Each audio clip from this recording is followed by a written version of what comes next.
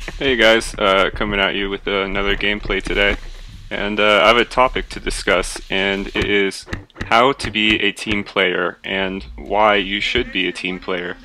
So, when we're playing Airsoft or any game, video game, whatever, there's certain strategies that you have to consider, and one of those for Airsoft is you have teammates, they know how to shoot, you need people to shoot for you.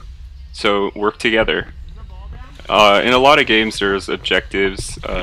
For this certain game there's magic balls, you pick it up and then you get fully automatic. So one of the things that is really important to think about is giving the ball to somebody who knows how to use it, has automatic, isn't afraid to use it. There's a lot of things to consider while doing it. A really important thing to remember is that your teammates are people too. They have their own skill level. They are just like you. They could be afraid to go and get shot. They could be totally willing to run and totally own some people. And that's something that you need to figure out with your teammates. And if you switch teams a lot, it's a little bit harder to do that. But it is really important to consider all of those factors. But in my opinion, the most important thing for a team to work properly is communication. You have to be able to listen to your teammate. If he sees somebody that you don't see, it's really important for you to know where that person is. If you see somebody that is shooting at a teammate and you can't shoot them, you should call out to your teammate and let them know. There's a million things that communication helps with, and it's really important to think about that. And when it comes down to objective-based games, having more people try to complete an objective unanimously is going to be generally a lot more successful than the lone wolf. Say for example, if we're playing capture the flag and I run up and capture the flag, grab the enemy team flag and try to return it to my side, and I get shot a million times, then what was the point of me even doing that in the first place?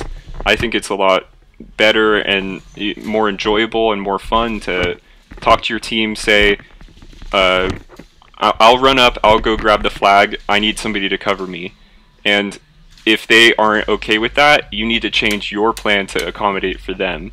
So if somebody else says, oh, I don't really want to cover you, but I'm totally cool with running up and grabbing the flag. I'm not afraid of getting shot, but that's what they want to do.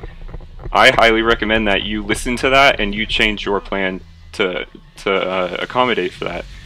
One of the most important things about team-based games, whether it's a video game or just airsofting or paintballing, is you have to be willing to change your own tactic to better suit the team.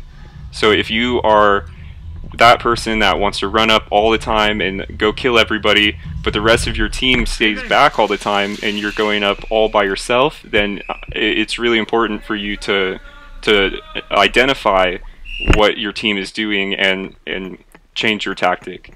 So if one thing that I notice is when a lot of my team starts on one side of the starting line, I'll go to the other side because that's how team dynamics work nowadays, or forever it has been that way. No military is successful because of one person. Like if there's one person that is shouting all the orders, and if he's a military genius, it doesn't matter, he's not the only person doing it. So when I go to the other side of the field, when my entire team, it seems, is lining up on the opposite side of the starting line, I think I kind of visualized what'll happen in a positive way, because if all of my team is bunched up on one side and the